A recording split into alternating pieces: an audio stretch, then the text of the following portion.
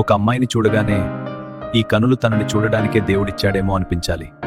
దాన్నే love at first sight అని కూడా అనొచ్చేమో. మ్యారేజ్లు మేడ్ ఇన్ హెవెన్ అంటారు. మరి లవ్? మనం ఎవరిని ప్రేమించాలో దేవుడు ముందే రాసేసి ఉంటాడా, లేక మన ప్రేమ కథని మనమే రాసుకుంటామా? ఒకరికి ఇంకొకరు ప్రాణం అయినప్పుడు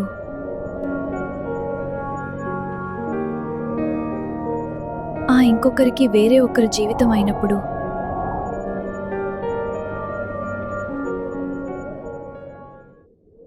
మనసుకు మిగిలేది నరకమే.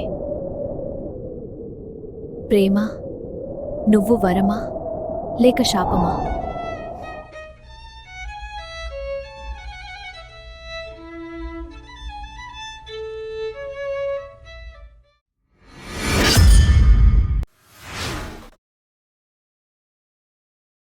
Every shadow has a story.